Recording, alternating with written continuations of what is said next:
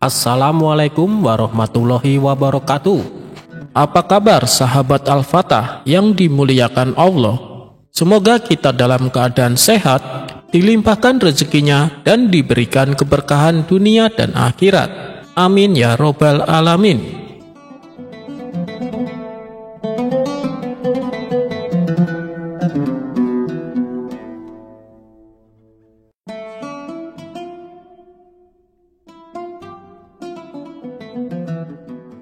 Akhir-akhir ini beberapa menteri kerajaan kerap kali memberi kabar yang membuat Baginda Raja senang. Walhasil, mereka sering pulang dengan membawa hadiah.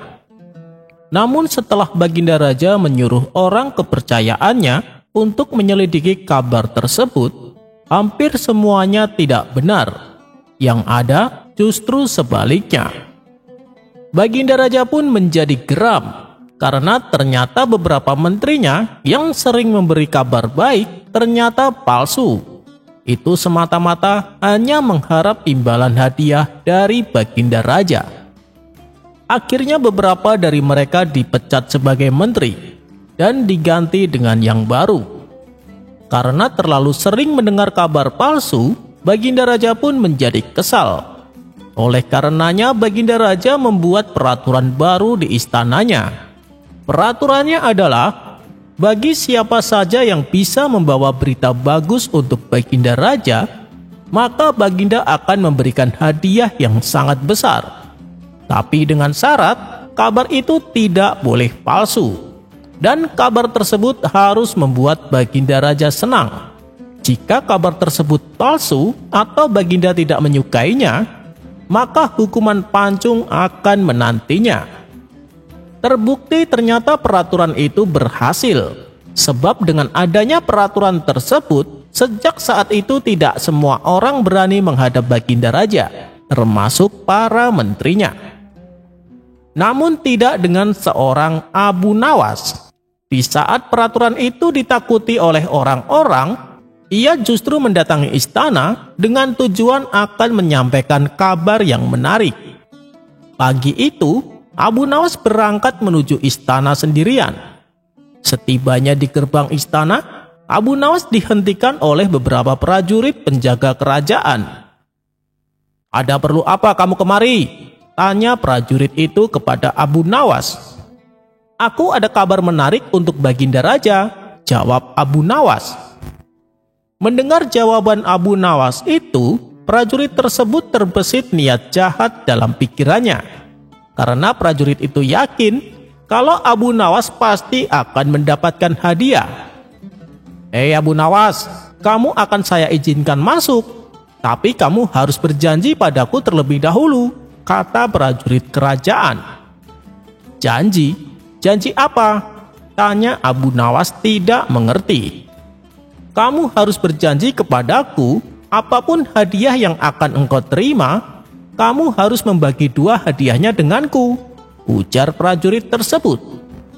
"Oh itu, baiklah," balas Abu Nawas sedikit jengkel. Abu Nawas pun lalu dipersilakan masuk ke dalam istana. Sementara Abu Nawas merasa dongkol dengan ulah prajurit tersebut. Belum saja dirinya mendapat hadiah, tetapi sudah dimintain jatah saja. Kejengkelan itu akhirnya membuat Abu Nawas ingin memberi pelajaran kepada prajurit tersebut. Setelah masuk istana, Baginda Raja merasa senang melihat kehadiran Abu Nawas. "Wahai Abu Nawas, mendekatlah kemari. Adakah kabar gembira untukku?" tanya Baginda Raja. "Tentu saja Baginda, hamba datang kemari pastinya membawa kabar gembira yang akan membuat Baginda Raja senang," jawab Abu Nawas. "Tapi ingat Abu Nawas, kalau kamu sampai membawa berita bohong, kamu akan saya hukum pancung," kata Baginda Raja mengingatkan. "Ampun Paduka yang mulia, meskipun hamba sering mengerjai Baginda, tapi apakah saya pernah berbohong? Baginda kan tahu sendiri," balas Abu Nawas. Mendengar jawaban Abu Nawas, Baginda Raja pun malah malu sendiri. Memang, walaupun Abu Nawas sering bertingkah konyol, tapi Abu Nawas adalah sosok orang yang terkenal dengan kejujurannya. Baiklah Abu Nawas, sekarang sampaikan padaku, kabar apa yang ingin kau sampaikan? Ucap Baginda Raja.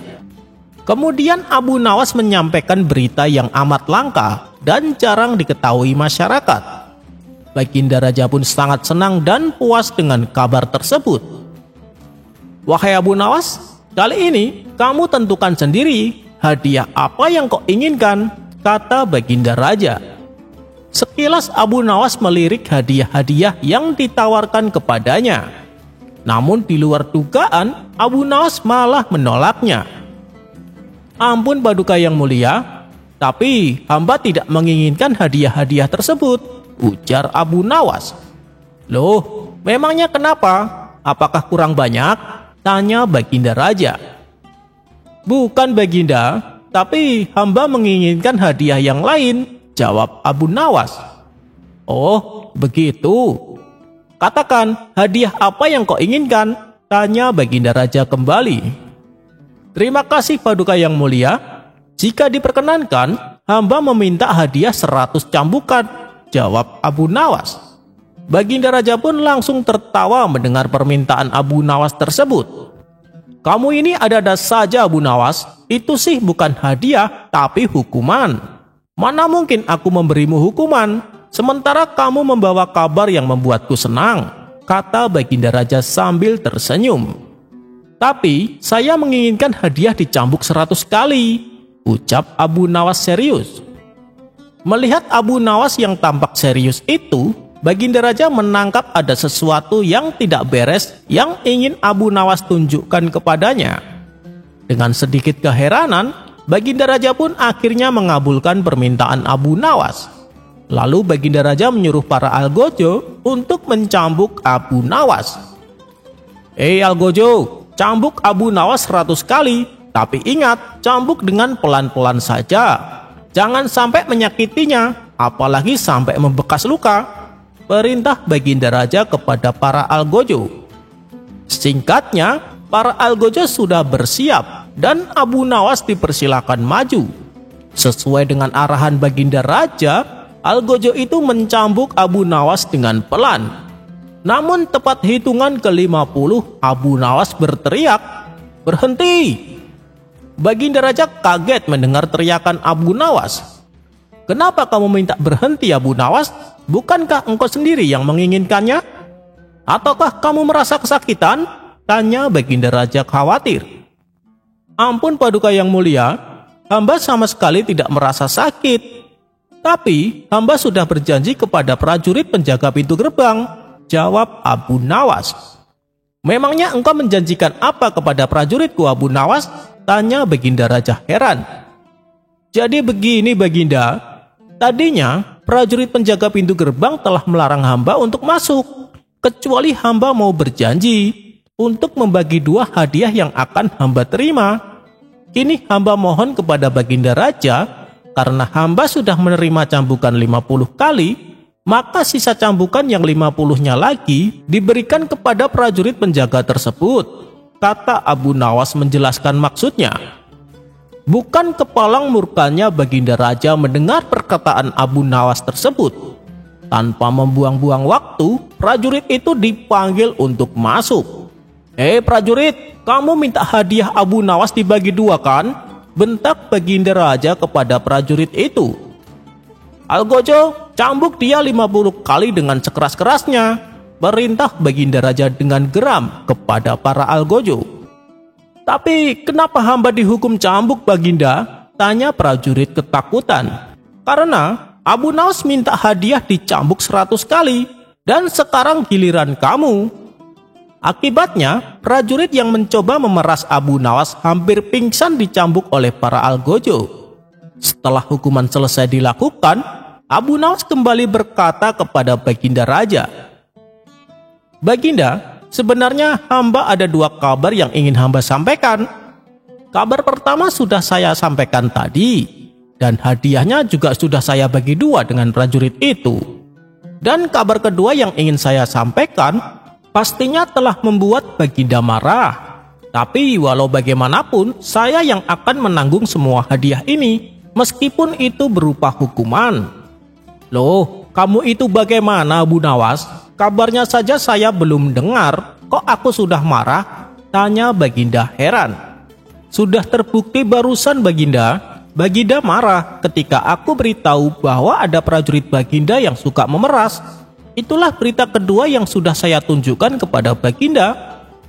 Baginda pun tertawa dengan ulah cerdik Abu Nawas itu.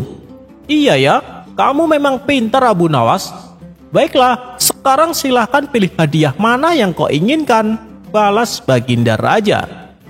Abu Nawas akhirnya pulang membawa hadiah, sekaligus memberi pelajaran kepada prajurit yang berani kurang ajar kepadanya.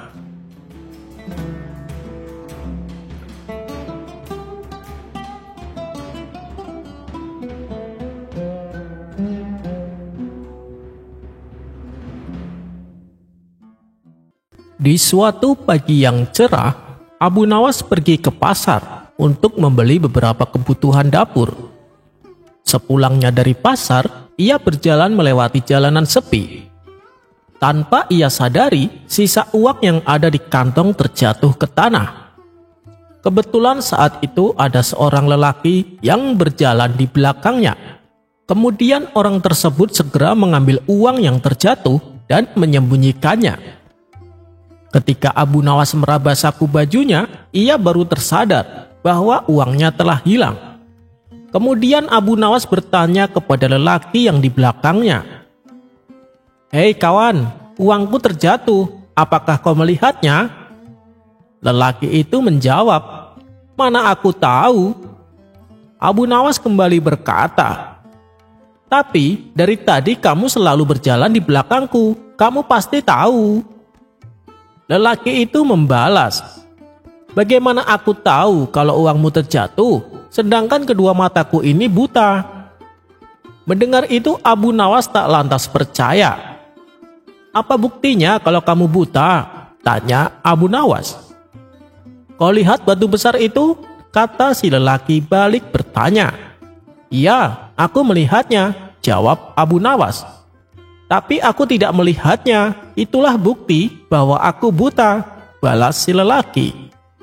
Abu Nawas pun akhirnya pasrah dan mengikhlaskan uang yang hilang tersebut. Ia pun berlalu meninggalkannya, tapi dalam hati ia berkata, "Awas saja, akan kubalas kau nanti." Sementara lelaki yang pura-pura buta merasa gembira karena mendapatkan uang. Ia mengira telah berhasil memperdayai Abu Nawas.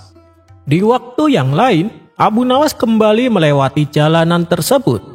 Tapi kali ini, ia mengendarai keledai kesayangannya karena barang belanjaan yang dibawanya lumayan banyak.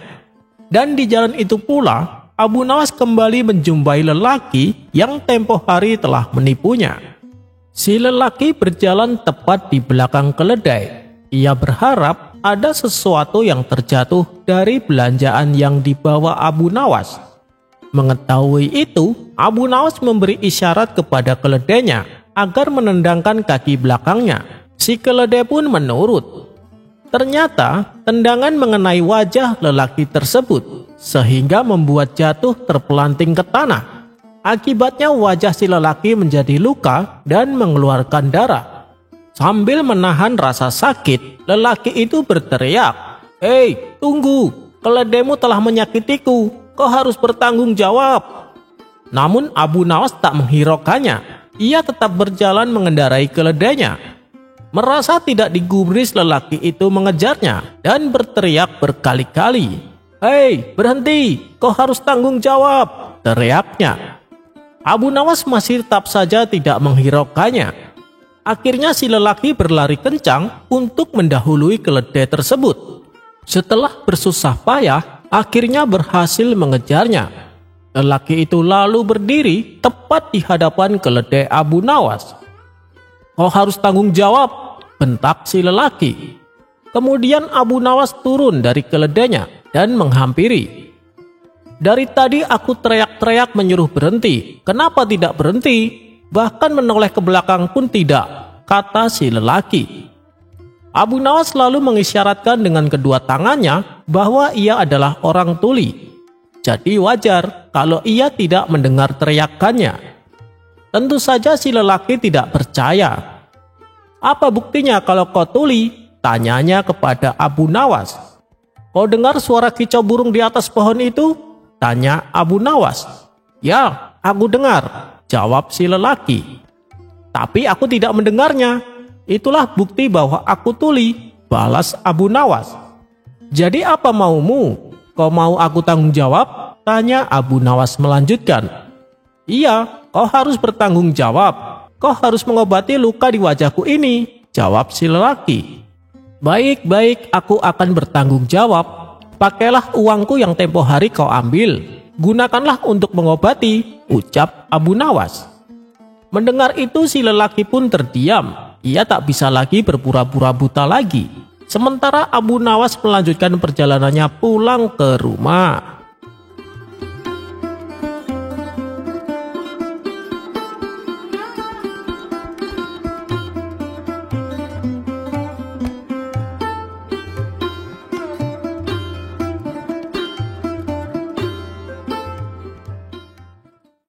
Dikisahkan, ada seorang penyair ternama yang tidak suka dengan Abu Nawas. Setiap kali ia berada dalam perkumpulan, penyair tersebut dengan terang-terangan mencaci, mengejek, dan menghina Abu Nawas. Tentunya ia melakukan hal itu tidak di hadapan Abu Nawas secara langsung. Kemudian salah satu orang bertanya kepadanya, "Kau begitu membenci Abu Nawas, apakah dia pernah berbuat jahat padamu?" Si penyair menjawab, "Tidak, bahkan kami tidak pernah bertemu." "Lalu apa alasanmu selalu menjelek-jelekan Abu Nawas?" tanya orang itu. "Biar semua orang tahu bahwa bukan hanya Abu Nawas satu-satunya penyair yang hebat di kota Baghdad," jawab si penyair. "Oh, jadi kamu merasa kalau kamu lebih hebat dari dia?" tanyanya kembali. "Tentu saja, bahkan aku lebih pandai dari dia," jawab si penyair. "Kalau begitu, tak perlulah kau menjelekkan dia. Buatlah syair-syair yang hebat, biar orang-orang yang akan menilainya," tutur orang itu. "Justru dengan cara ini, aku akan mempermalukan Abu Nawas," ujar si penyair. Beberapa hari kemudian, Abu Nawas pun diberitahukan kawan-kawannya tentang perilaku si penyair. Abu Nawas yang mendengar hal itu hanya tersenyum. Ia sama sekali tak menggubris, apalagi sampai menanggapinya dengan emosi. Hingga pada suatu ketika, Baginda Raja menggelar suatu perayaan. Perayaan ini dihadiri oleh para tokoh pemuka kerajaan dan juga para penyair sekaligus sastrawan. Di momen inilah untuk pertama kalinya Abu Nawas dan penyair tersebut bertemu. Kesempatan ini tak disia-siakan oleh Abu Nawas untuk membalas perlakuannya. Begitu pula dengan si penyair. Ia punya rencana jahat untuk mempermalukan Abu Nawas. Dan saat ia akan mendekati Abu Nawas, ternyata Abu Nawas duluan yang menghampirinya. "Wahai saudaraku, apa kau kira cacianmu dan hinaanmu itu merugikanku? Apa kau kira namaku akan redup?" tanya Abu Nawas. "Tidak," jawab si penyair singkat. "Lalu apa kau kira rumahku akan hancur dengan cacianmu? Apa kau kira anakku akan mati mendengar cacianmu?" tanya Abu Nawas kembali. "Tidak," jawab si penyair singkat. "Kalau begitu, selagi kakiku masih menopang badanku, cacianmu tak dapat mengubah apapun dalam hidupku sampai kapanpun," tegas Abu Nawas. Mendengar hal itu, si penyair mulai tersulut emosinya.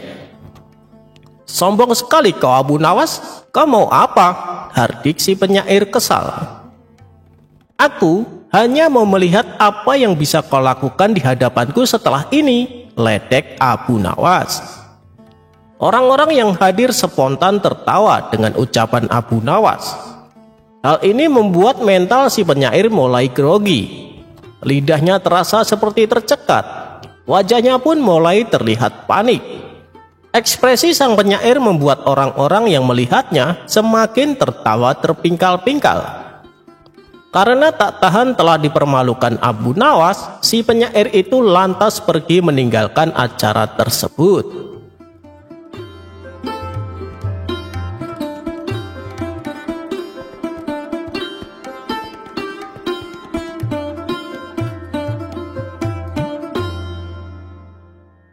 Tukang sepatu dan istri yang berhati kejam.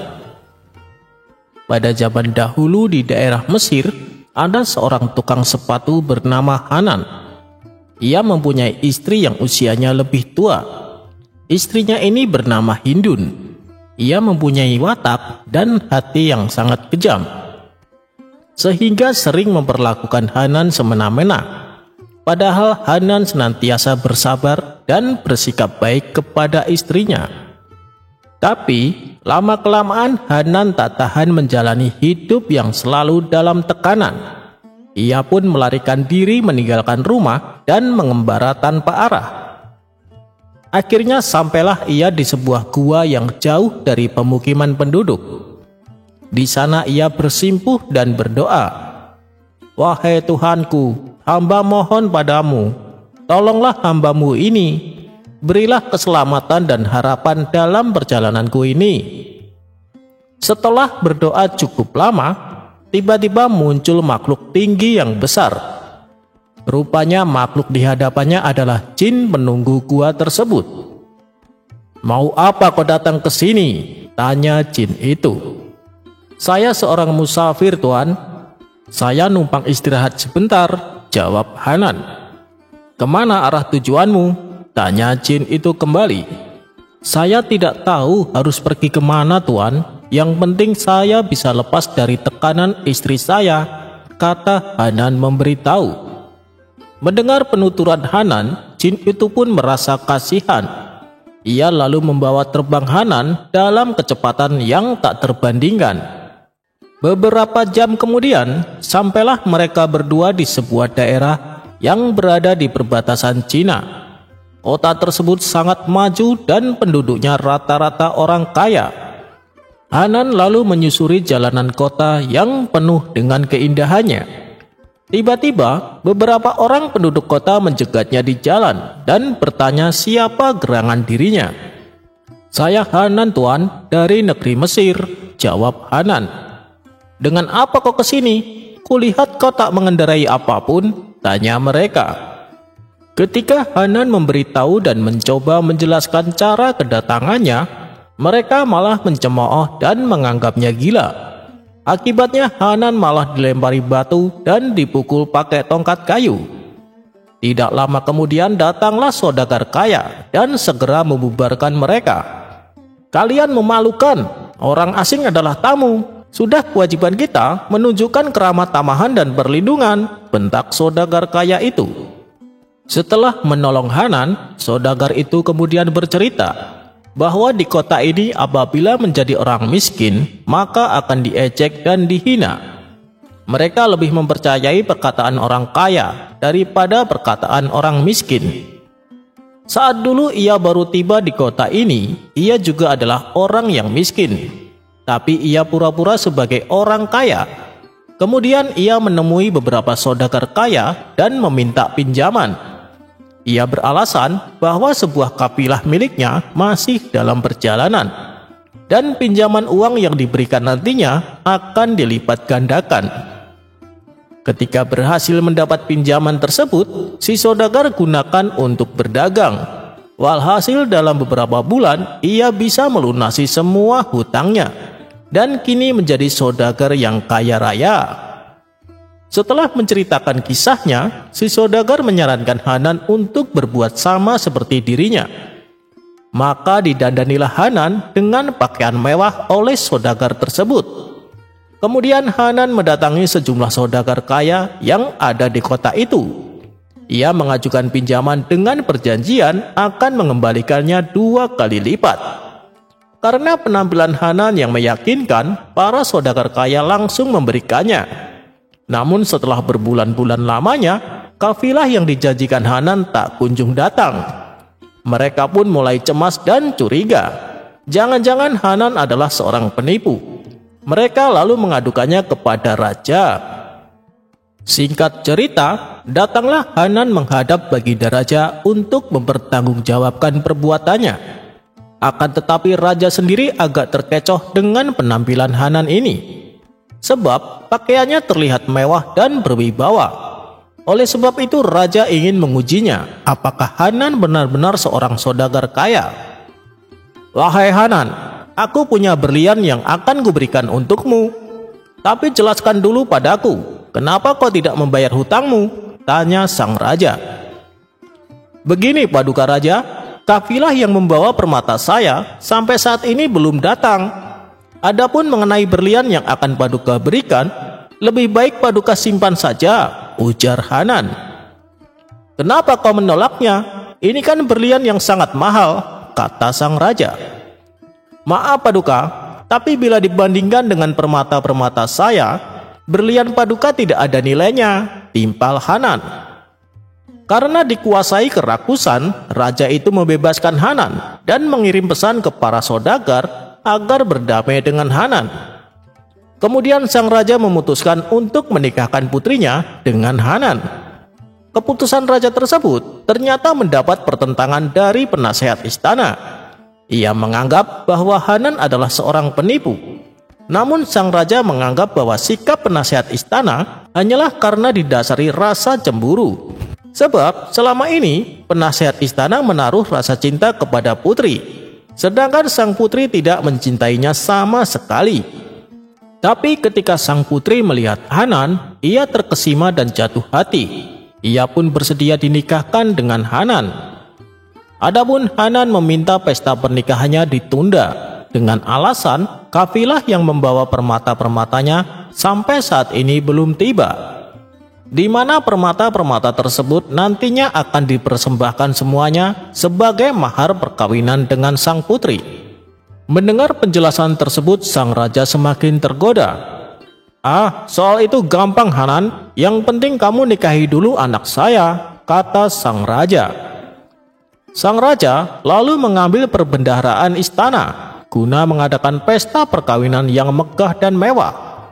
Pesta tersebut berlangsung selama 40 hari.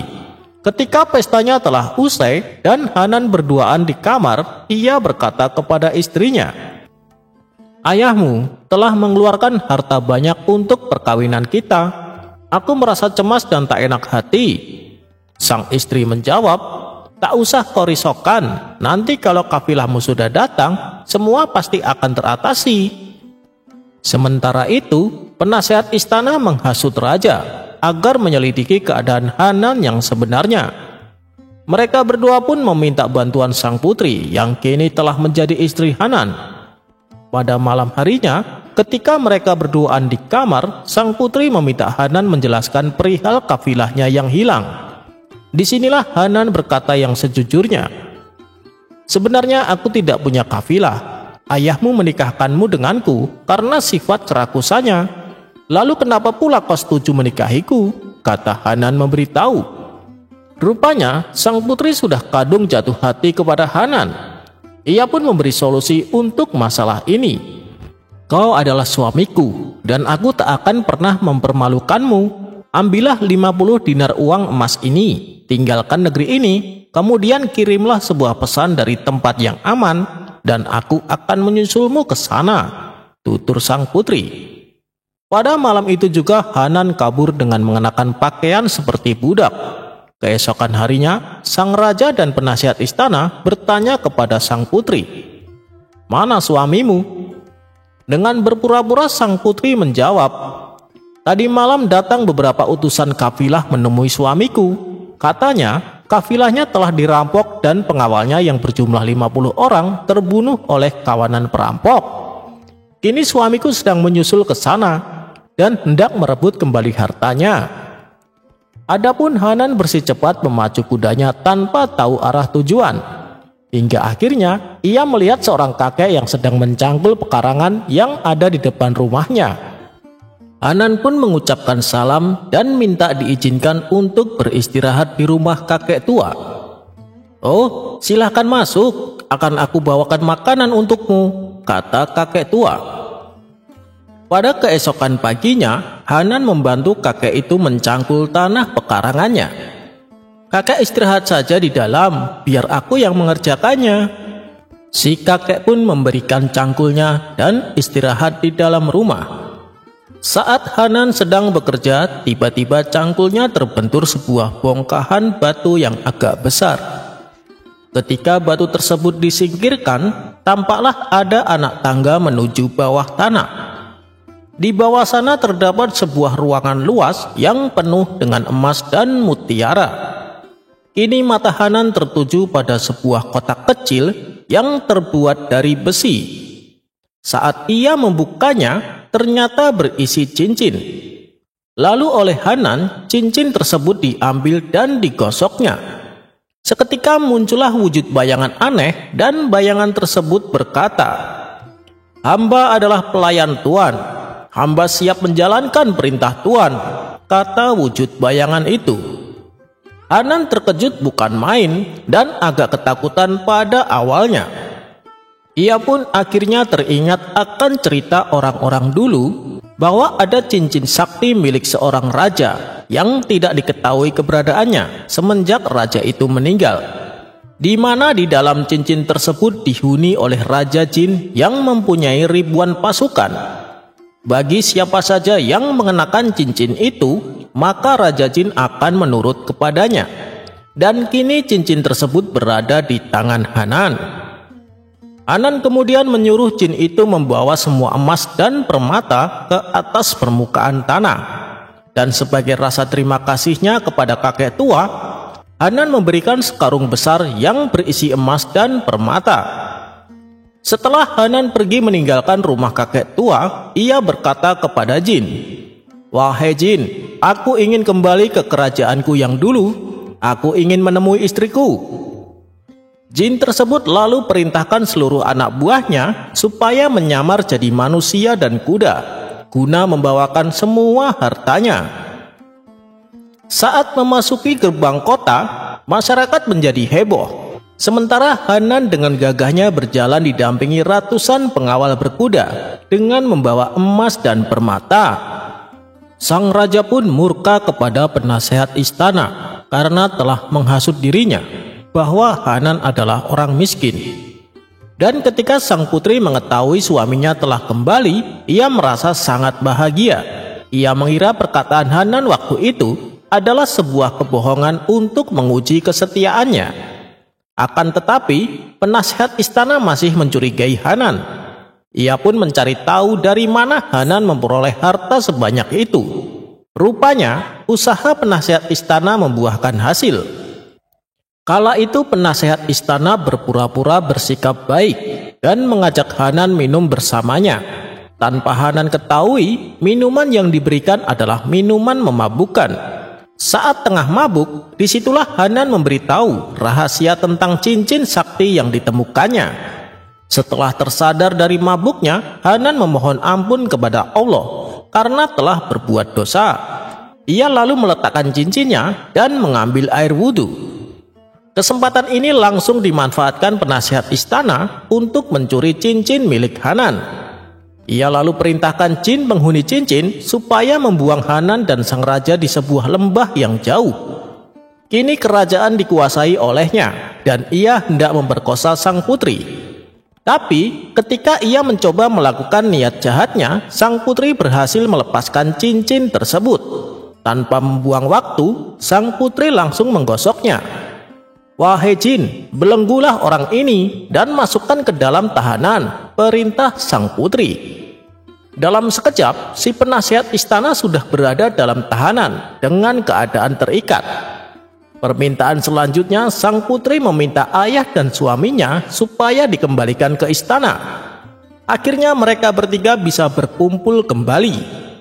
Dan atas perbuatan jahatnya, si penasihat istana dihukum mati, lalu mengangkat Hanan sebagai penggantinya.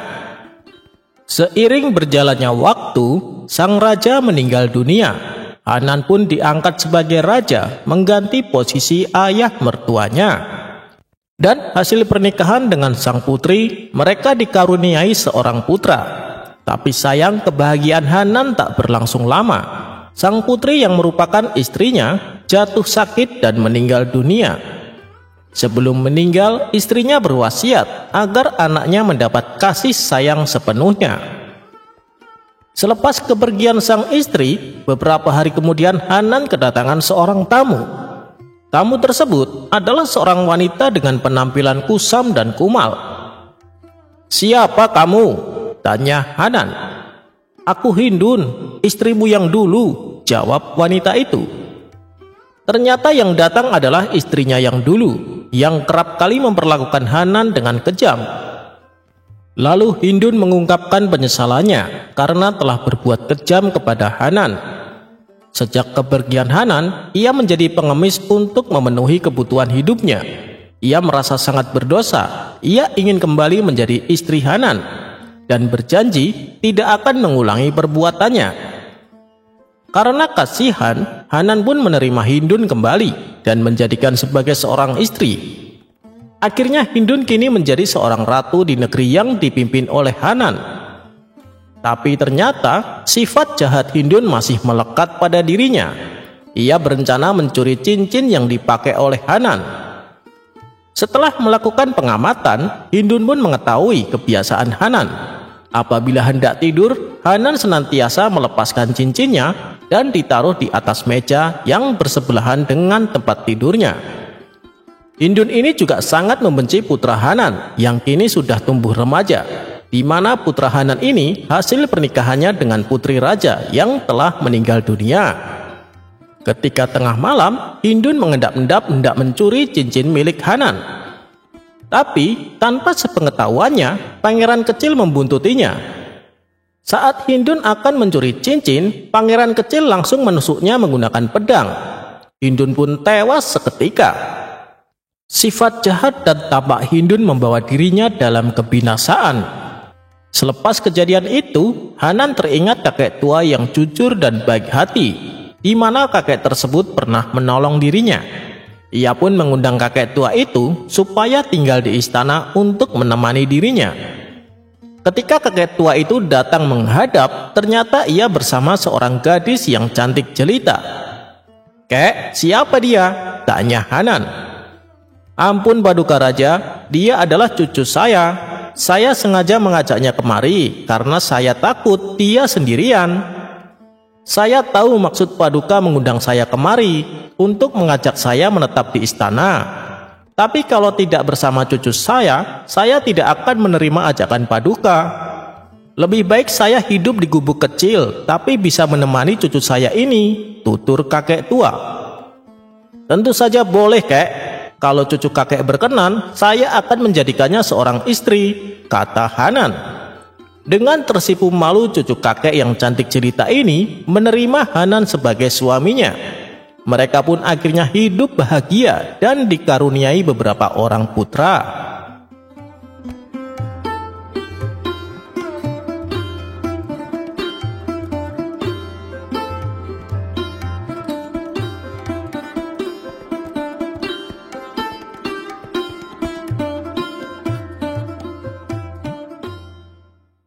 Debat Abu Nawas dan ulama tentang kematian.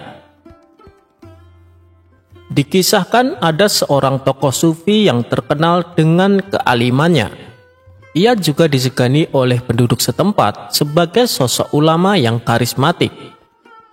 Pada suatu ketika, dia mendengar nama seorang tokoh sufi dari Baghdad yang sering bersikap nyeleneh dan terkadang dianggapnya menyalahi syariat. Tokoh sufi tersebut bernama Abu Nawas. Meskipun demikian, Abu Nawas dianggap masyarakat sebagai tokoh sufi yang tinggi akan ilmu agamanya. Bagaimana mungkin seorang sufi yang tinggi ilmunya sering bersikap nyeleneh dan melanggar syariat? Pikir sang sufi merasa heran. Karena penasaran, ia pun berencana untuk pergi ke Baghdad menemui Abu Nawas. Maka pergilah ia ke kota Baghdad dan mencari alamat rumahnya. Setelah bertanya kepada beberapa warga, akhirnya sampailah ia di kediaman Abu Nawas. Kebetulan saat itu Abu Nawas tengah duduk santai di depan rumahnya. "Assalamualaikum, apakah Anda yang bernama Abu Nawas?" tanya sang sufi. "Benar, saya Abu Nawas. Lalu Anda siapa dan dari mana Anda? Karena sepertinya Anda bukan orang sini," ujar Abu Nawas. "Saya memang bukan orang sini. Saya ini musafir dari negeri seberang," balasnya. Abu Nawas pun segera mempersilahkan masuk dan mengajaknya duduk di ruang tamu. "Kalau boleh tahu, ada keperluan apa Tuan mencariku?" tanya Abu Nawas lagi. "Saya akan tanya beberapa hal kepada Anda. Apakah Anda keberatan?" kata sang sufi balik bertanya. "Oh, tentu saja tidak. Apa yang ingin Anda tanyakan?" ucap Abu Nawas mempersilahkan. Awalnya, sang sufi ini mengajak berdiskusi tentang ilmu agama, mulai dari hukum fikih sampai ilmu ketauhidan. Mendengar cara bicara dan pengetahuannya, barulah Abu Nawas menyadari bahwa tamu yang dihadapannya adalah seorang ulama berilmu tinggi. "Wahai Abu Nawas, saya dengar Anda adalah seorang tokoh sufi yang katanya berwawasan luas tentang agama. Tapi saya juga dengar Anda sering bersikap nyeleneh dan terkadang menyalahi syariat," kata sang sufi. Abu Nawas hanya tersenyum mendengar perkataan tamunya tersebut. "Lalu apa yang membuat Anda risau? Bukankah tiap orang berhak dengan pendapatnya?" balas Abu Nawas. "Tentu saja boleh, tapi ada batas-batasnya Abu Nawas. Kalau Anda tidak menguasai suatu perkara, akan lebih bijak bila memilih diam," tutur sang sufi. "Jadi tujuan Anda datang kemari hanya untuk menceramai saya dan menegur saya?" tanya Abu Nawas. "Tujuan saya ke sini untuk menyambung silaturahmi sesama muslim dan saling mengingatkan manakala saudara muslimnya bersikap salah," jawab sang sufi. "Lalu, apa yang akan kau dapatkan dari perbuatanmu itu?" tanya Abu Nawas kembali. "Tentunya ini bernilai ibadah Abu Nawas. Insya Allah dengan banyak ibadah kita akan masuk surga," jawab sang sufi. "Kamu tidak akan masuk surga," balas Abu Nawas. "Kenapa kau katakan itu? Bukankah manusia yang rajin beribadah seperti sholat, puasa, dan zikir akan masuk surga?" tanya sang sufi. "Ya, tetapi tidak akan masuk surga," jawab Abu Nawas enteng. "Kenapa kau berkata demikian?" "Oh iya, saya tahu. Pasti kamu akan berkata bahwa manusia akan masuk surga bukan karena ibadahnya, melainkan karena rahmat dari Allah, betul kan? Tapi, untuk mendapatkan rahmat dari Allah, kita harus menjalankan perintahnya dan menjauhi larangannya, seperti menjalankan sholat, puasa, dan zikir," tutur sang sufi lagi. "Tidak juga, itu juga belum membuatmu masuk surga," jawab Abu Nawas. Mendengar hal itu, sang sufi mulai emosi.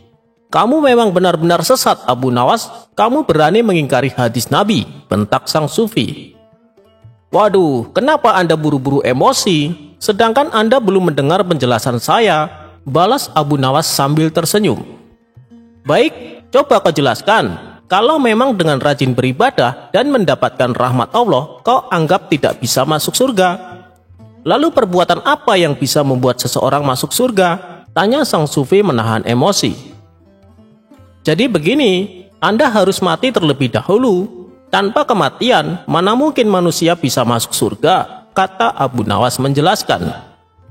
Mendengar penjelasan tersebut, sang sufi pun langsung menjadi malu. Hal itu sama sekali tak terpikirkan olehnya. Tak ingin menahan rasa malu berkepanjangan, sang sufi lalu mohon diri untuk pamit pulang.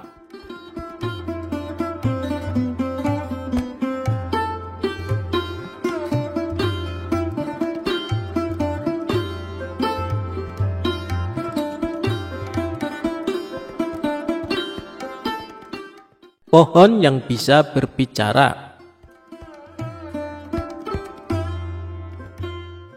Karena seringnya membongkar kasus penipuan, membuat komandan prajurit mendapat penghargaan dari Baginda Raja. Dan berkat sepak terjang sang komandan, maraknya kasus penipuan berangsur-angsur menurun. Saat prosesi pemberian penghargaan berlangsung, Baginda Raja berkata, "Kamu hebat, tidak salah aku mengangkatmu sebagai komandan," puji Baginda Raja. Ia pun memberikan hadiah 50.000 dinar sebagai penghargaan atas jasa sang komandan. "Cara apa yang kamu gunakan sehingga bisa dengan cepat memberantas banyak kasus penipuan?" tanya Baginda Raja. Dengan sombongnya sang komandan menjawab, "Itu mudah saja Paduka. Saya sudah tahu berbagai macam trik tipuan, makanya dengan mudah bisa saya tuntaskan. Saya ini orangnya tidak bisa ditipu Paduka," ucap sang komandan. Baginda Raja pun memuji kinerjanya sebagai komandan prajurit yang berprestasi. Sementara Abu Nawas yang juga hadir berkata di hadapan Baginda Raja, "Pekerjaan seperti itu menurut saya sangat mudah dan tidak berat." Perkataan Abu Nawas ini membuat sang komandan merasa tersinggung. Abu Nawas, kamu berkata demikian karena kau tidak bisa menipuku," ujar sang komandan.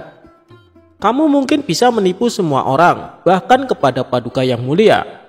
Tapi ketahuilah, kau tidak akan bisa menipuku," kata sang komandan melanjutkan.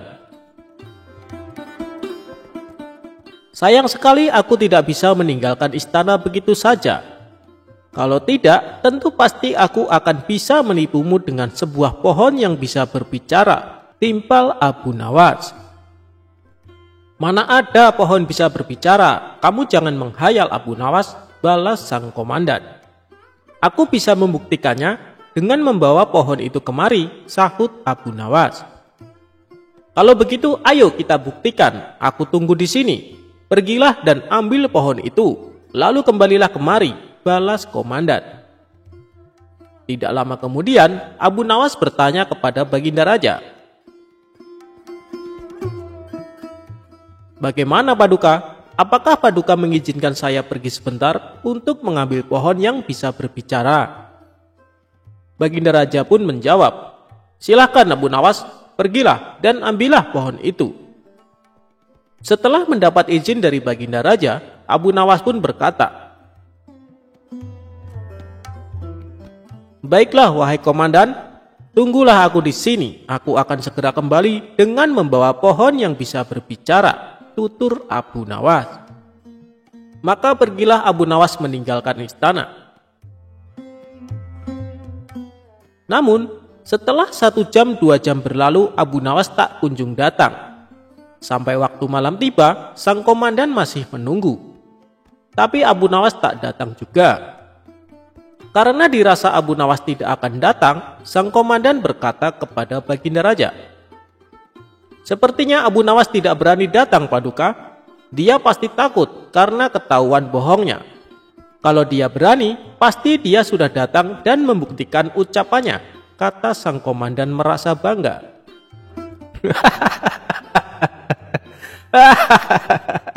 Baginda Raja justru tertawa mendengar pengakuan komandan istana. "Ampun Paduka yang mulia, kenapa Paduka malah tertawa?" tanya sang komandan merasa heran. "Abu Nawas tidak datang bukan karena takut ketahuan berbohong, tapi justru telah berhasil menipumu," balas Baginda Raja sambil tertawa. "Maksud Paduka?" tanya sang komandan tak mengerti. "Kamu menunggu di sini sampai larut malam, padahal Abu Nawas tidak akan datang. Bukankah itu berarti Abu Nawas telah berhasil menipumu?" tutur Baginda Raja. Seketika sang komandan mulai menyadari. Ia pun merasa malu karena telah menyombongkan dirinya. "Ini baru pertama kali orang gila telah memperdayaiku," gerutu sang komandan. Tawa Baginda Raja pun kembali pecah. Ia tak henti-hentinya tertawa sambil memegangi perutnya.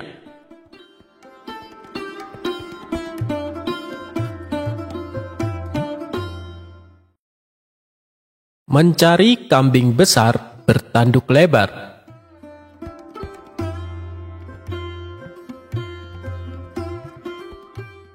Abu Nawas cerdas sekali, bisa memberi solusi atas kesusahan Baginda Raja.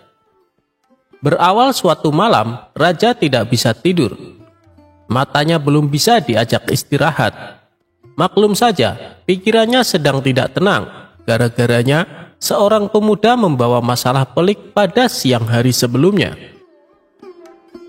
Masalahnya muncul ketika siang itu seorang pemuda datang ke kota Baghdad menghadap Baginda Raja, raja yang adil, arif dan bijaksana. Ketika raja sedang duduk di balairung bersama beberapa orang menteri. "Hei anak muda, engkau berasal dari mana?" tanya Baginda kepada pemuda tersebut. "Ya tuanku Syah Alam," jawab sang pemuda. "Ampun beribu ampun. Adapun hamba ini berasal dari negeri Kopiah." "Apa maksudmu datang kemari? Ingin berdagang?" tanya Baginda Raja lagi. "Ya tuanku, hamba datang kemari ingin mengadukan nasib hamba," jawab si saudagar. "Katakan maksudmu supaya bisa kudengar," perintah Baginda Raja. Saudagar kaya ini bercerita telah bertahun-tahun berumah tangga namun tidak kunjung punya momongan. Allah Subhanahu wa Ta'ala belum menakdirkan dirinya memiliki anak. Maka ia berkata kepada istrinya untuk bernazar kepada Allah Subhanahu wa Ta'ala. Jika diberi anak laki-laki, akan memotong kambing yang besar dan lebar tanduknya sejengkal. Kemudian dagingnya disedekahkan kepada fakir miskin. Keinginan itu ternyata dikabulkan Allah Subhanahu wa Ta'ala. Istrinya pun hamil dan melahirkan bayi laki-laki yang sehat walafiat. Kemudian sang saudagar menyuruh beberapa orang untuk mencari kambing besar yang bertanduk selebar jengkal. Dengan pesan, beli saja kambing itu berapapun harganya, tidak usah ditawar lagi. Ternyata usaha tersebut gagal total. Sulit memperoleh kambing dengan lebar tanduk sejengkal. Kambing yang ada paling-paling selebar 3-4 jari. Akibatnya saudagar itu merasa kesulitan. Tidur pun tidak nyenyak. Terpikir olehnya untuk mengganti nazarnya tersebut dengan 10 ekor kambing sekaligus. Yang penting kan kambing, bukan hewan lain. Namun rencana tersebut akan dikonsultasikan dulu dengan beberapa orang penghulu di negeri itu.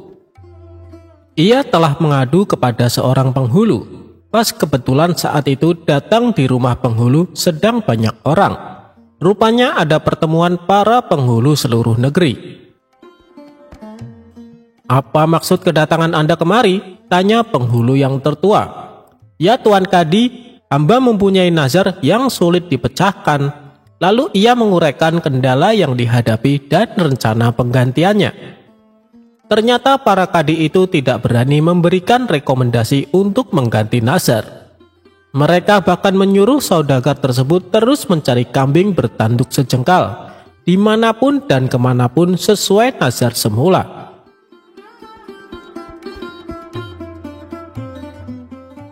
"Kami semua tidak berani menyuruh menggantinya dengan yang lain-lain," ujar mereka. Kenyataan itu makin menambah berat beban saudagar tersebut. Ia pun mohon diri pulang ke rumah. Nah, itu sebabnya dia memutuskan menghadap Baginda Raja. "Hamba mohon petuah dan nasihat Baginda Raja, agar hamba dapat mengerjakan nazar hamba itu dengan sempurna," tutur saudagar itu kepada Baginda dengan nada mengiba. "Baiklah, datanglah besok pagi. Insya Allah aku dapat memberi jalan keluar," janji Baginda Raja. Saudagar itu pun mohon pamit dengan meninggalkan beban bagi Baginda Raja. Dia bingung memikirkan nazar saudagar tersebut. Sepanjang siang dan malam ia tidak dapat memicingkan matanya. Dengan apa nazar itu akan dibayar bila kambing bertanduk sejengkal tidak didapat juga? Diganti dengan yang lain haram hukumnya. Malam harinya, Baginda Raja mengumpulkan para kadi dan alim ulama di istananya. Kepada mereka, Baginda Raja menyatakan keresahan hatinya sehubungan dengan nazar saudagar dari Kopiah itu. "Tolong berikan pertimbangan kepadaku malam ini juga, karena aku sudah terlanjur berjanji kepadanya untuk menerimanya menghadap esok pagi, atau aku akan mendapat malu besar." Suasana balairung pun hening. Sunyi senyap berkepanjangan. Mereka termenung dan terpekur memikirkan titah Baginda Raja. Namun, tidak juga ditemukan jalan keluarnya. "Ya Tuanku Sahalam, tidak ada hukumnya, baik menurut kitab maupun logika, bahwa nazar itu boleh diganti dengan barang lain." Setelah itu satu persatu mereka mohon diri meninggalkan Balerung dan pertemuan pun bubar. Baginda Raja lalu masuk istana hendak tidur. Tetapi yang diceritakan tadi, mata Baginda Raja tidak mau diajak kompromi. Karena otak masih terfokus pada masalah nazar dan malu besar yang akan dihadapinya esok pagi. Menjelang subuh, Baginda Raja pun teringat kepada Abu Nawas. Tidak ada manusia yang dapat memutuskan hal ini selain Abu Nawas, pikirnya dengan sukacita. Setelah itu barulah Baginda Raja dapat memicingkan matanya, tidur pula sampai pagi. Begitu bangun, diutuslah penggawa memanggil Abu Nawas. Setelah Abu Nawas tiba di hadapannya, Baginda Raja pun mengutarakan perihal nazar saudagar dari negeri Kopiah itu, dan semua usaha yang sudah ditempuhnya, serta malu besar yang akan didapatnya sebentar lagi. Karena para kadi dan orang alim seluruh negeri ini tidak dapat memberikan jalan keluar. Apalagi sebentar lagi saudagar dari negeri Kopiah tersebut akan menghadap ke istana. "Apa pendapatmu tentang hal itu?" tanya Baginda Raja dengan sorot mata ingin tahu jawaban Abu Nawas. "Ya Tuanku Sahalam, janganlah Tuanku bersusah hati. Jika Tuanku percaya, insya Allah hamba dapat menyelesaikan perkara ini," jawab Abu Nawas meyakinkan. Tidak berapa lama kemudian, Balerung pun dipenuhi orang-orang yang ingin tahu keputusan Baginda Raja tentang nazar saudagar dari negeri Kopiah itu. Baginda Raja memanggil saudagar tersebut dan memerintahkan Abu Nawas memecahkan masalah itu. "Hai saudagar, bawalah kemari anakmu dan seekor kambing yang besar badannya," kata Abu Nawas. Mendengar perkataan Abu Nawas itu, semua orang terheran-heran, termasuk Baginda Raja dan si saudagar itu. Apa maksud Abu Nawas kali ini? Pikir mereka. Si saudagar itu menyatakan kesediaannya membawa anak dan seekor kambing yang paling besar, serta mohon pamit pulang ke negeri Kopiah. Baginda Raja masuk istana, melanjutkan tidurnya, dan pertemuan pagi itu pun bubar. Sesuai janjinya, saudagar itu pun datang kembali ke Baghdad beberapa hari kemudian. Ia membawa istri, anak, dan seekor kambing, langsung menghadap Baginda Raja di istana. "Datang juga engkau kemari, hai saudagar. Tunggulah sebentar, aku akan kumpulkan penghulu dan rakyat." Kemudian Baginda Raja memerintahkan memanggil Abu Nawas. Sementara Abu Nawas ketika mengetahui dijemput ke istana, ia pura-pura sakit. Baginda Raja yang diberitahu hal itu memaksa agar Abu Nawas dibawa dengan kereta kerajaan. Maka berangkatlah Abu Nawas ke istana dengan mengendarai kereta kencana yang ditarik 2 ekor kuda. "Mengapa kau terlambat datang kemari?" tanya Baginda Raja. "Ya Tuanku, hamba terlambat datang karena hamba sakit kaki," jawab Abu Nawas. "Hai Abu Nawas, saat ini telah datang kemari saudagar itu bersama istri, anak, dan seekor kambing yang besar badannya. Coba selesaikan masalah ini dengan baik." "Baiklah, akan hamba selesaikan masalah ini." Bukan main senang hati Baginda Raja mendengar jawaban itu. Abu Nawas menarik kambing dan anak saudagar itu. Jari tangan kiri anak tersebut dijengkalkan ke tanduk kambing dan ternyata sama panjangnya. Baginda Raja dan seluruh yang hadir di Balerung heran memikirkan ulah Abu Nawas. "Ya Tuanku, hamba mohon ampun. Jika hamba tidak salah ingat, saudagar itu mengatakan bahwa lebar tanduk kambing itu sejengkal. Karena yang dinazarkan anak ini, jari anak inilah yang hamba jengkalkan ke tanduk kambing itu, dan ternyata pas benar. Jadi kambing ini boleh disembelih untuk membayar nazar. Itulah pendapat hamba. Jika salah, hamba serahkan keputusannya kepada Baginda Raja dan semua orang yang hadir di sini." Pendapat Abu Nawas aku kira benar, kata Baginda Raja dengan sangat meyakinkan. Bukan main senang hati saudagar itu, karena dapat membayar lunas nazarnya, maka diberikanlah hadiah kepada Abu Nawas berupa uang 100 dirham. Kemudian ia mohon pamit kepada Baginda Raja dan pulang ke negerinya.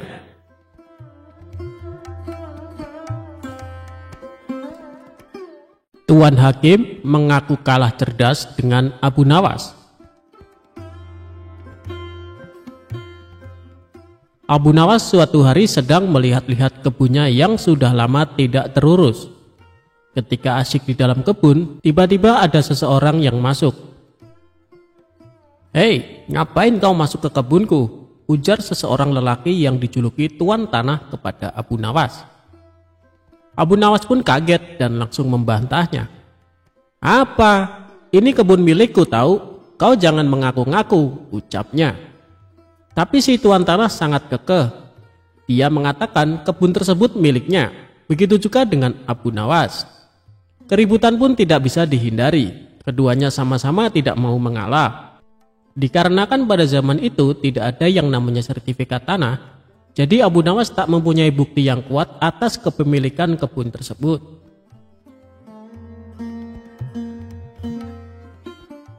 Tidak ada jalan lain bagi Abu Nawas kecuali melapor kepada Baginda Raja. "Ayo kita adukan masalah ini kepada Baginda Raja," ucap Abu Nawas. Tantangan tersebut tidak membuat si Tuan Tanah mundur. Ia tetap meladeni permintaan Abu Nawas. Keduanya pun pergi ke istana untuk menghadap Baginda Raja.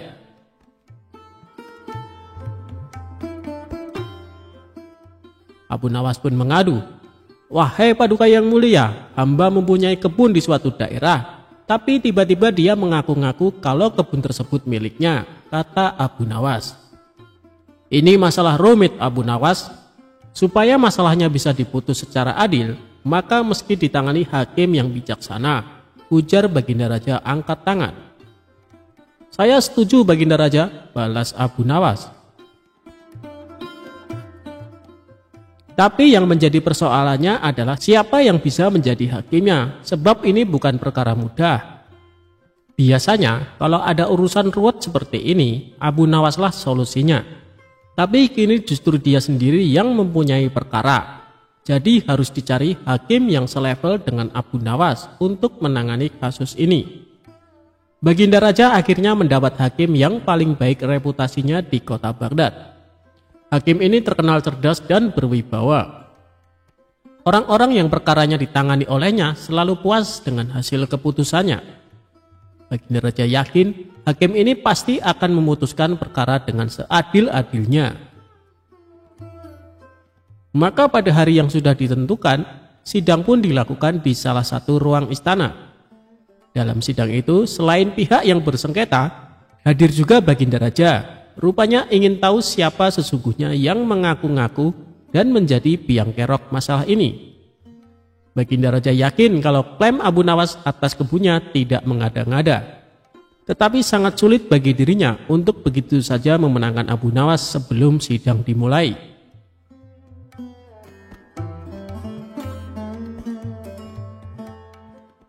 Bila di antara kalian berdua ada yang terbukti bersalah dengan mengaku-ngaku kebun tersebut miliknya, maka hukuman penjara siap menanti, ancam Baginda Raja.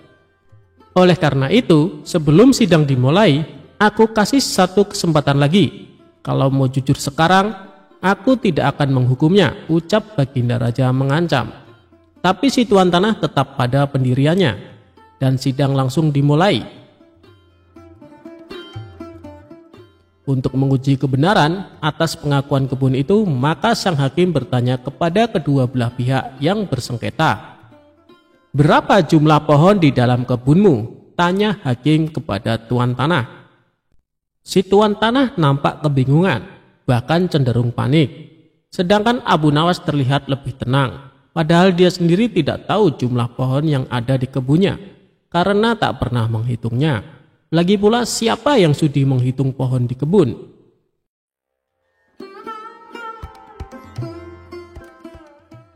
Setelah terdiam agak lama, hakim kembali berkata kepada si Tuan Tanah, Bagaimana mungkin Anda mengaku kebun tersebut milik Anda sementara tidak mengetahui jumlah pohonnya? Si tuan tanah hanya menunduk dalam-dalam. Ia tampaknya grogi berat. Melihat tuan tanah ini, hakim dan baginda raja makin yakin kalau si tuan tanahlah yang berbohong.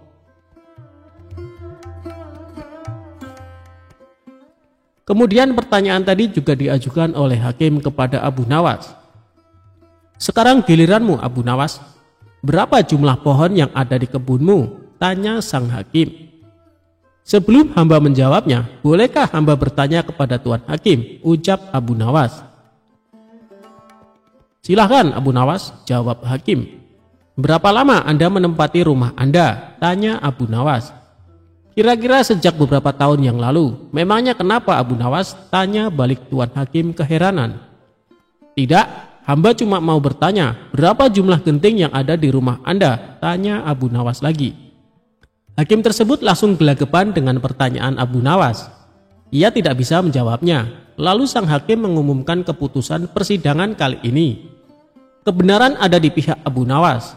Dan kau tuan tanah karena telah berbohong maka akan dihukum penjara. Ujar sang hakim lalu mengetok palu dan persidangan selesai.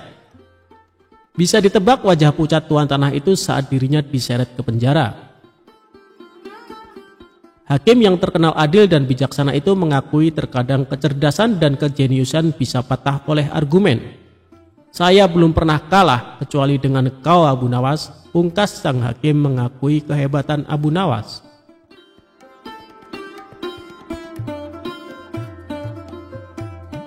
Abu Nawas memantati raja. Pada suatu sore ketika Abu Nawas ke warung teh, kawan-kawannya sudah lebih dulu berada di sana. Ternyata mereka sengaja menunggu Abu Nawas. Nah, ini dia Abu Nawas datang, kata salah satu seorang dari mereka. Ada apa? Kata Abu Nawas sambil memesan secangkir teh hangat. Kami tahu engkau selalu bisa melepaskan diri dari perangkap-perangkap raja. Tetapi kami yakin kali ini engkau pasti dihukum baginda raja bila engkau melakukannya. Kawan-kawan Abu Nawas membuka percakapan. Apa yang harus kutakutkan? Tidak ada sesuatu apapun yang perlu ditakuti kecuali Allah, kata Abu Nawas menantang.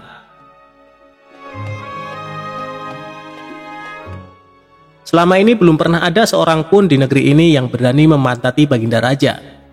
Bukankah begitu, hai Abu Nawas? Tanya kawan Abu Nawas. Tentu saja tidak ada yang berani melakukan hal itu, karena itu pelecehan yang amat berat.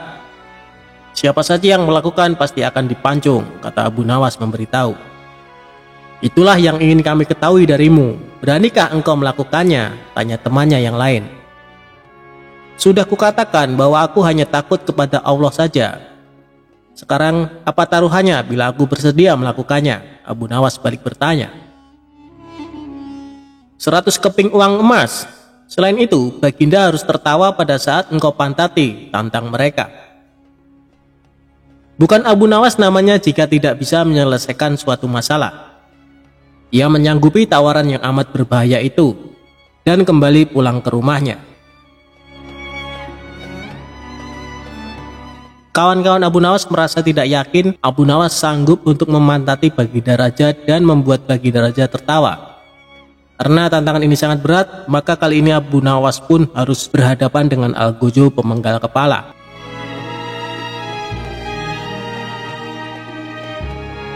Minggu depannya, baginda raja mengadakan jamuan kenegaraan.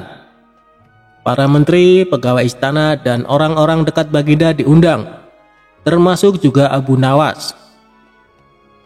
Abu Nawas merasa hari-hari berlalu dengan cepat karena ia harus menciptakan jalan keluar yang paling aman bagi keselamatan lehernya dari pedang Algojo. Tetapi bagi kawan-kawan Abu Nawas, hari-hari terasa amat panjang karena mereka sudah tidak sabar menunggu pertaruhan yang amat mendebarkan itu. Persiapan-persiapan di halaman istana sudah dimulai. Baginda raja menginginkan acara itu akan digelar dengan meriah.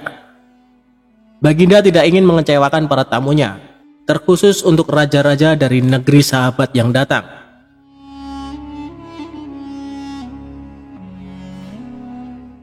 Akhirnya hari yang dijanjikan telah tiba. Semua tamu sudah datang kecuali Abu Nawas. Kawan-kawan Abu Nawas yang menyaksikan dari jauh merasa kecewa karena Abu Nawas tidak hadir. Namun ternyata mereka keliru. Abu Nawas bukan tidak datang, tetapi terlambat sehingga Abu Nawas duduk di tempat yang paling belakang. Ceramah-ceramah yang mengesankan mulai disampaikan oleh para ahli pidato. Kemudian giliran Baginda Raja menyampaikan pidatonya. Setelah menyampaikan pidato, Baginda melihat Abu Nawas duduk sendirian di tempat yang tidak ada karpetnya. Karena merasa heran, Baginda Raja bertanya, "Mengapa engkau tidak duduk di atas karpet?" Tanya Raja. "Paduka yang mulia, hamba haturkan terima kasih atas perhatian Baginda.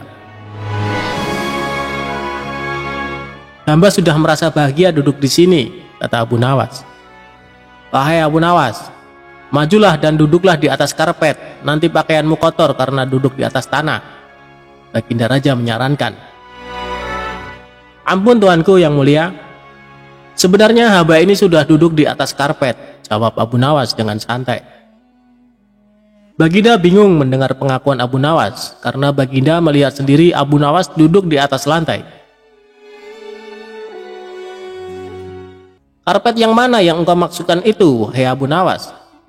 tanya Baginda masih bingung. "Karpet hamba sendiri, tuanku yang mulia. Sekarang hamba selalu membawa karpet dimanapun hamba pergi," kata Abu Nawas seolah-olah menyimpan misteri. "Tetapi sejak tadi aku belum melihat karpet yang engkau bawa," kata Baginda Raja bertambah bingung.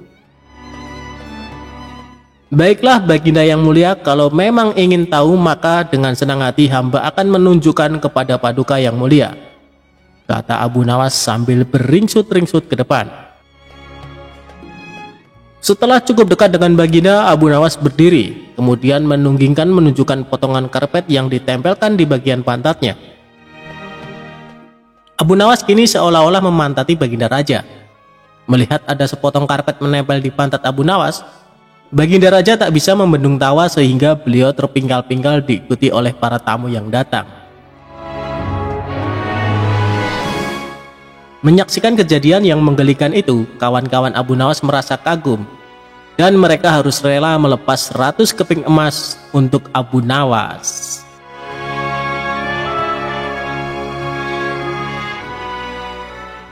Cara Abu Nawas merubah rumah sempit terasa luas.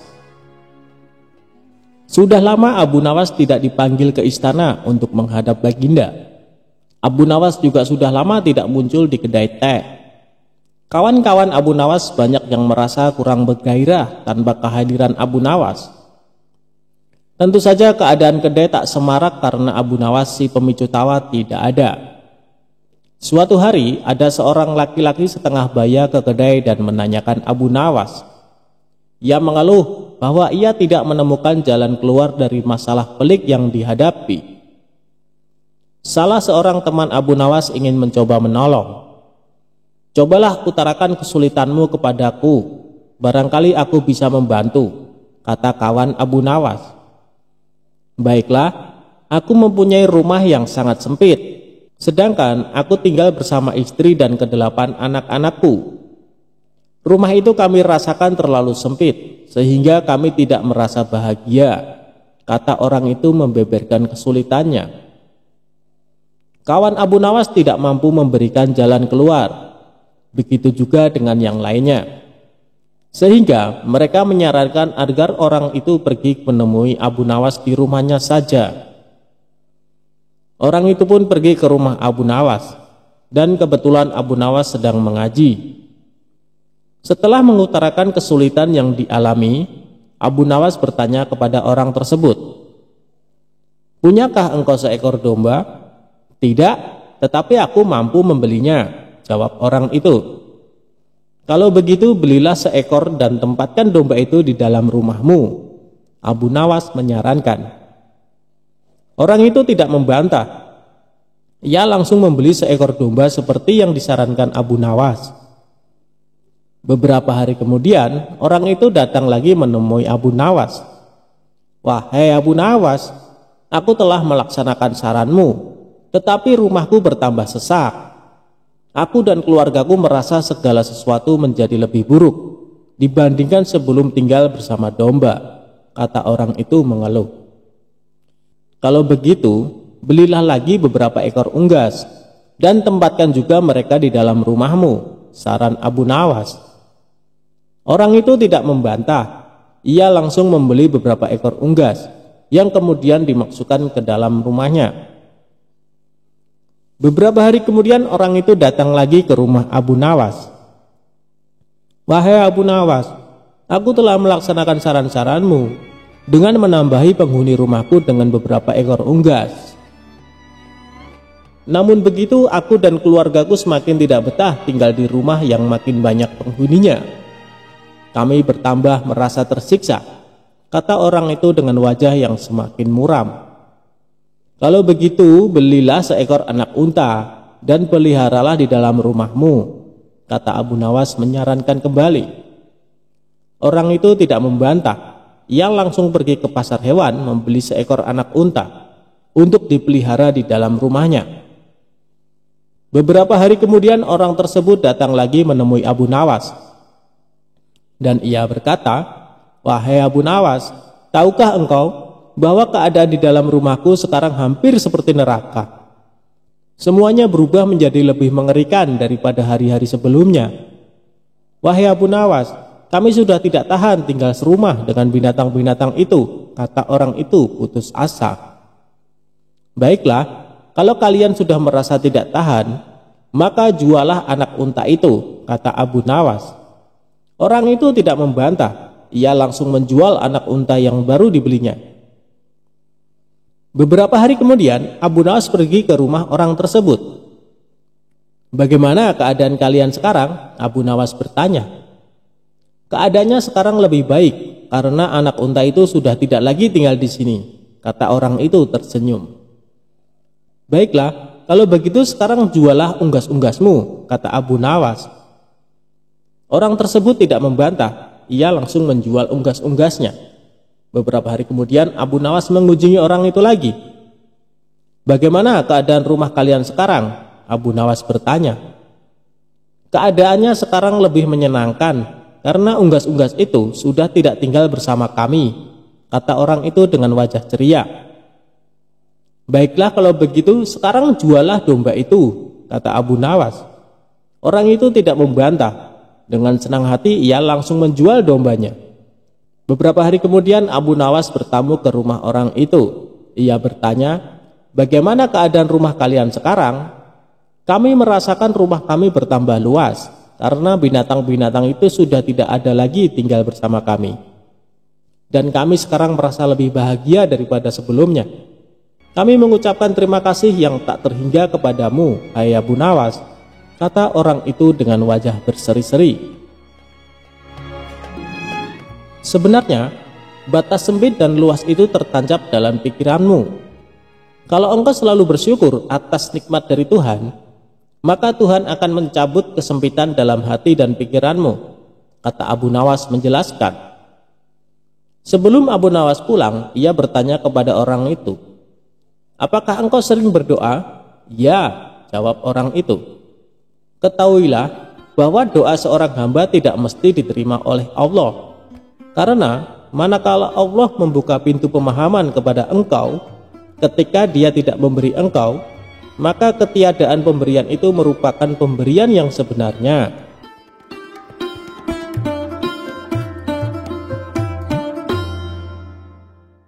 Cara Abu Nawas mengembala kambing. Pada suatu hari, Abu Nawas dipanggil untuk menghadap raja di istana. Kemudian oleh raja diberikan 2 ekor kambing, yang satu kurus dan yang satu gemuk. Kemudian raja berkata, wahai Abu Nawas, ini ada 2 ekor kambing. Gembalakanlah olehmu, aku beri waktu 40 hari. Ketika sampai waktunya, engkau bawa kembali kedua ekor kambing tersebut. Keduanya harus sama-sama gemuk. Jangan ada lagi kambing yang kurus ini. Daulat tuanku, bagaimana caranya agar kedua kambing ini sama-sama gemuk? tanya Abu Nawas. Carilah caranya sendiri, wahai Abu Nawas. Kalau berhasil seperti yang aku perintahkan, akan aku beri hadiah untukmu 1 kilo emas. Dan kalau tidak berhasil, engkau akan aku gantung di alun-alun istana. Gawat sekali ini, bisa mati di tiang gantungan aku, pikir Abu Nawas. Tiada tempat untuk menceritakan masalahnya. Berat sekali titah raja kali ini. Ketika Abu Nawas tengah berpikir, raja kembali bertanya, "Bagaimana? Apakah engkau mengerti, wahai Abu Nawas?" "Daulat tuanku, hamba mengerti. Insya Allah akan hamba kerjakan seperti perintah tuanku raja. Allah akan mengabulkan hajat tuan raja tersebut. Sebelum itu, ada hal yang ingin hamba minta pada tuan raja. Berilah hamba 2 orang untuk membantu hamba mengembalakan kambing tersebut pagi dan sore," jawab Abu Nawas. "Baiklah, aku kabulkan permintaanmu," jawab Baginda Raja. 2 orang pembantu diberikan oleh raja kepada Abu Nawas. Kemudian ia berpamitan kepada raja. 2 ekor kambing raja diperintahkan untuk dihela oleh 2 orang pembantu yang diberikan raja. Kambing-kambing tersebut segera dibawa pulang ke rumah Abu Nawas. Sesampainya di rumah, Abu Nawas membuat 2 buah kandang. Kedua kandang tersebut dibuat dinding yang sangat rapat, sehingga gelap gulita di dalam kandang tersebut. 1 kandang untuk kambing yang gemuk, yang 1 lagi untuk kambing yang kurus. Disitulah kedua kambing tersebut ditempatkan. Siang dan malam tak pernah dikeluarkan, makan dan minuman diletakkan ke dalam kandang. Di dalam kandang yang berisi kambing gemuk, diletakkan seekor kucing hitam. Di waktu malam, mata kucing tersebut menyala merah. Melihat hal itu, kambing yang gemuk tadi menjadi ketakutan. Kambing gemuk mengira itu adalah mata harimau. Dengan situasi seperti itu, makanan yang diberikan terasa tidak enak. Walaupun tetap mengunyah rumput, tetapi tidak merasa enak karena ketakutan. Karena itulah kambing gemuk tersebut tidak bertambah gemuk. Lain halnya dengan kambing yang kurus. Makanan dimakan dengan nyaman. Siang dan malam hatinya senang. Karena itulah dari hari ke hari kambing tersebut semakin sehat sehingga tubuhnya gemuk menyerupai kambing yang satu lagi. Singkat cerita, ketika telah sampai waktunya 40 hari, dibawalah kedua kambing tersebut ke istana raja. Kedua kambing tersebut dikembalikan kepada Baginda Raja.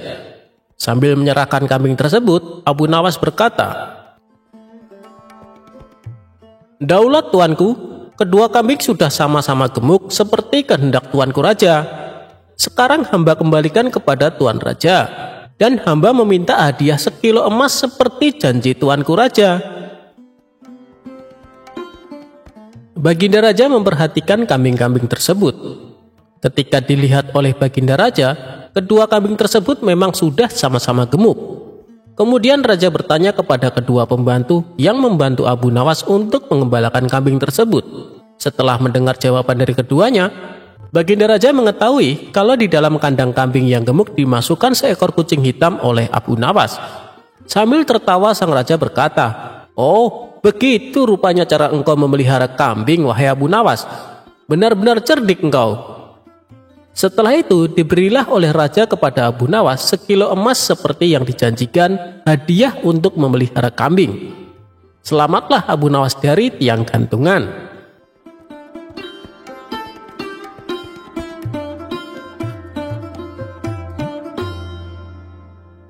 Cerita Abu Nawas mengangkat masjid.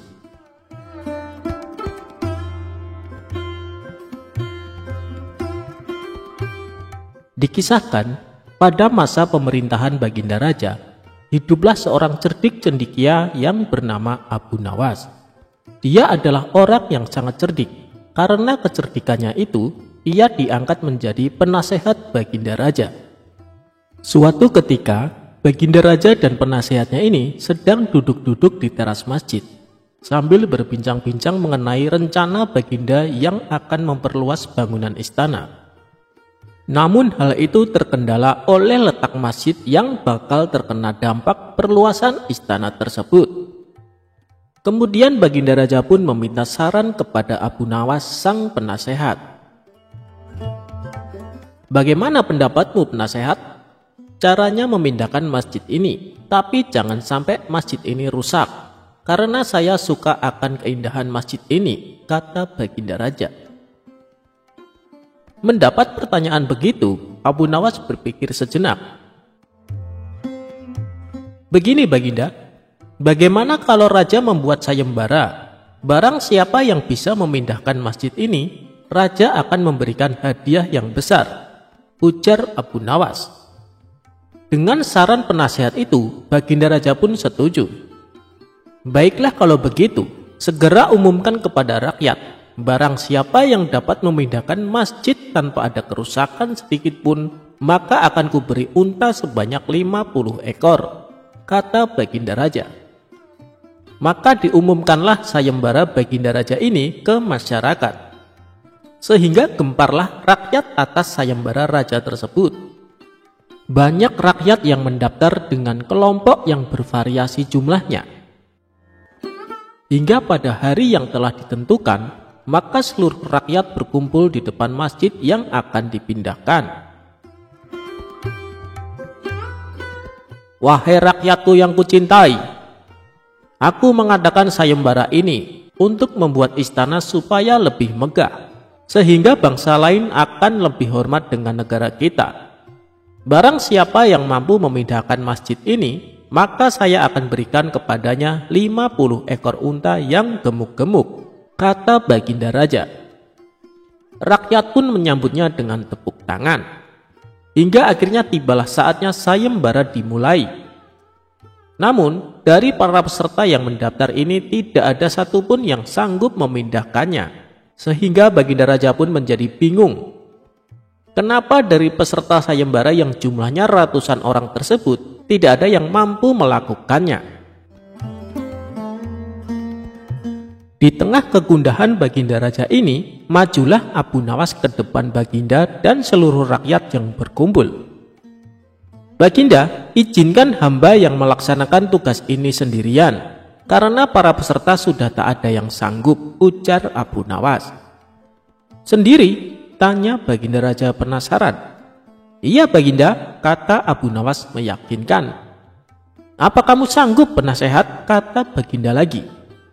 Sanggup Baginda, tapi ada syaratnya, jelas Abu Nawas.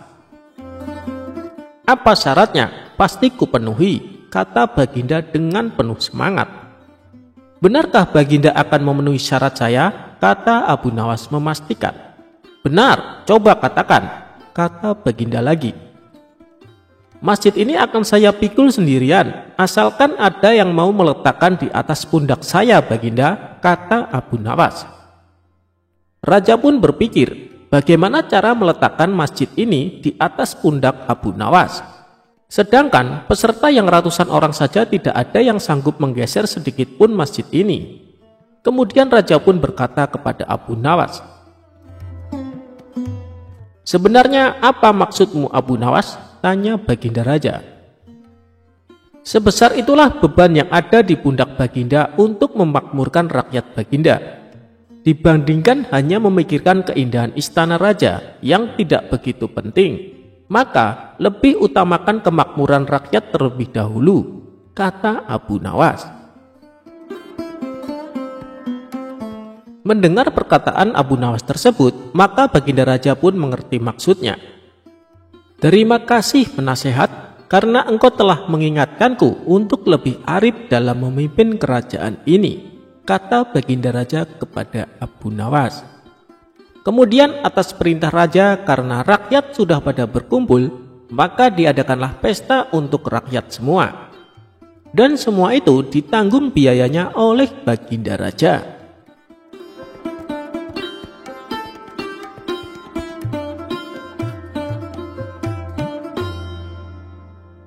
Anak gembala yang bikin emosi.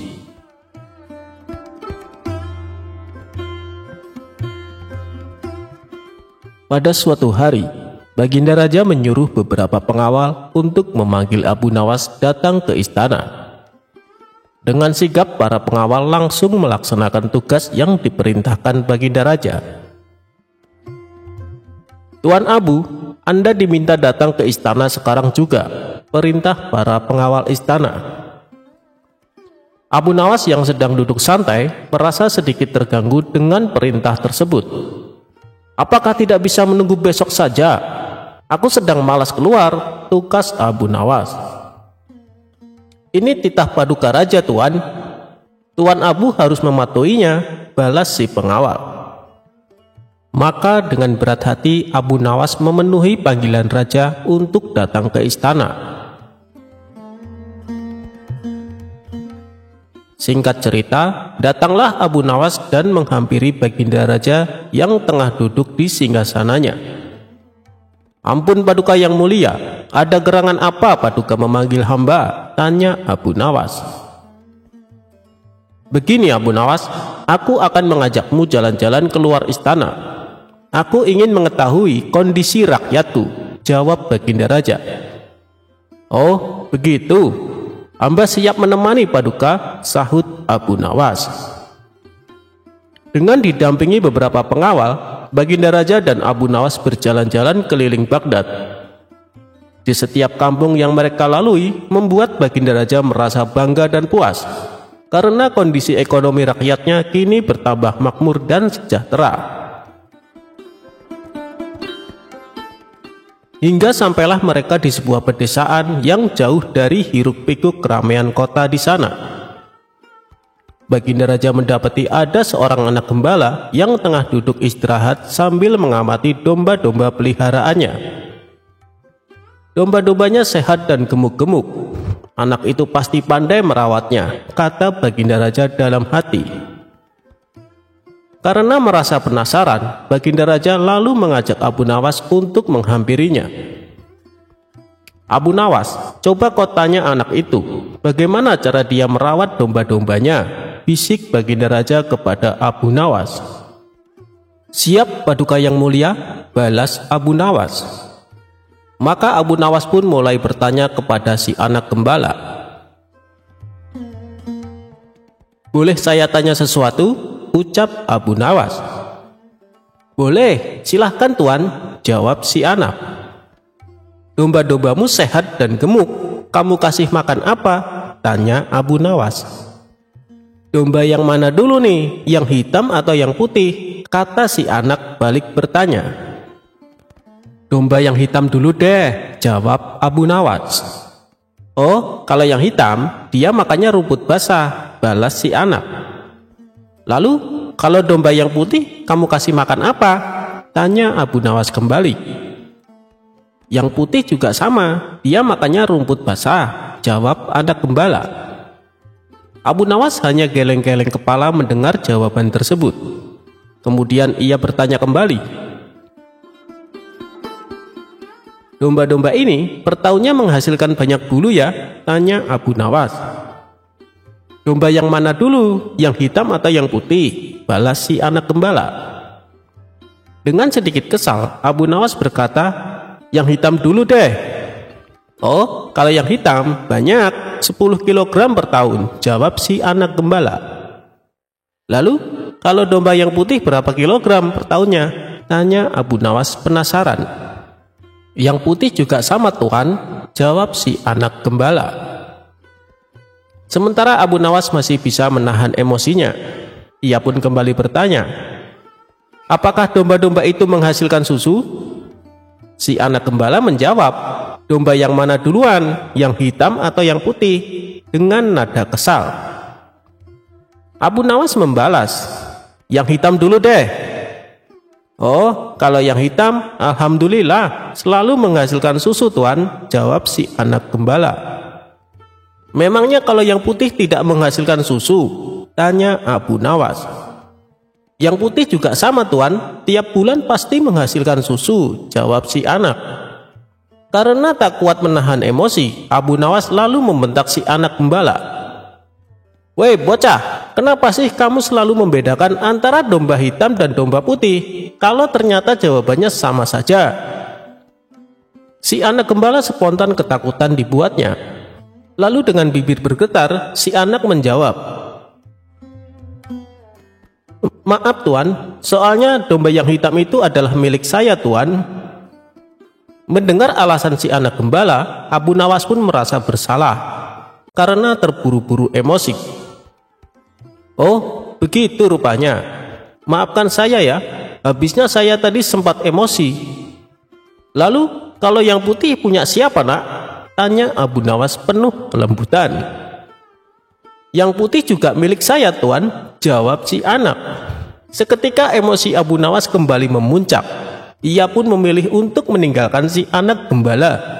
"Dasar bocah sialan," gerutu Abu Nawas. Sementara Baginda Raja tertawa terpingkal-pingkal melihat kejadian tersebut.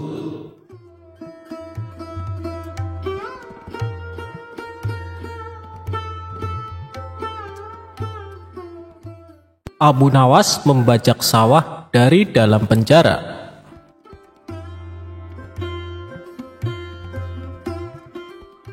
Berawal dari sebuah keteledoran yang tidak bisa ditoleransi pihak kerajaan, Abu Nawas menjadi buronan Baginda Raja. Dia pun mengerahkan prajuritnya untuk menangkap Abu Nawas di rumahnya. Tibalah prajurit istana di rumah Abu Nawas. Mereka melihat Abu Nawas dan istrinya sedang mencangkul di ladang yang akan ditanami kentang. Baru mencangkul beberapa meter saja, tanpa ampun para prajurit menggelandang Abu Nawas ke penjara istana. Abu Nawas sedih karena ladangnya belum selesai dicangkul. Ditambah, sang istri tidak mungkin kuat mencangkul sendirian. Di dalam penjara, Abu Nawas berpikir keras agar istrinya tetap bisa menanam kentang. Kalau tidak, musim tumbuhnya kentang akan berlalu begitu saja. Kemudian, ia memanggil seorang penjaga penjara. "Wahai penjaga, saya ingin menulis surat rahasia untuk istriku di rumah tentang sesuatu yang sangat penting," kata Abu Nawas yang menyampaikan bahwa suratnya itu tidak boleh dibaca oleh siapapun. Si penjaga penjara tersebut langsung melaporkan keinginan Abu Nawas kepada Baginda Raja. Baginda Raja menyetujuinya. Penjaga penjara langsung mengambilkan kertas dan pena untuk Abu Nawas. Abu Nawas menulis dalam suratnya, "Wahai istriku, janganlah engkau sekali-sekali menggali ladang kita, karena aku menyembunyikan harta karun dan senjata di situ. Tolong jangan bercerita kepada siapapun." Tentu saja Baginda Raja penasaran, lalu membaca surat rahasia Abu Nawas untuk istrinya. Setelah mengetahui isi surat tersebut, Raja mengirim banyak prajurit untuk menggali ladang Abu Nawas. Istri Abu Nawas kaget. Prajurit kerajaan ramai-ramai menggali ladangnya. Setelah sekian lama para prajurit menggali di seluruh ladang, namun tidak mendapatkan apa-apa. Justru pekerjaan mencangkul ladang yang selama ini di hadapan Abu Nawas dan istrinya kini sudah selesai dan bisa ditanami kentang. Abu Nawas kembali menyurati istrinya. "Istriku, sekarang engkau bisa menanam kentang tanpa harus menggali tanah." Itulah cerdiknya Abu Nawas. Meski di dalam penjara, ia masih bisa membajak ladangnya.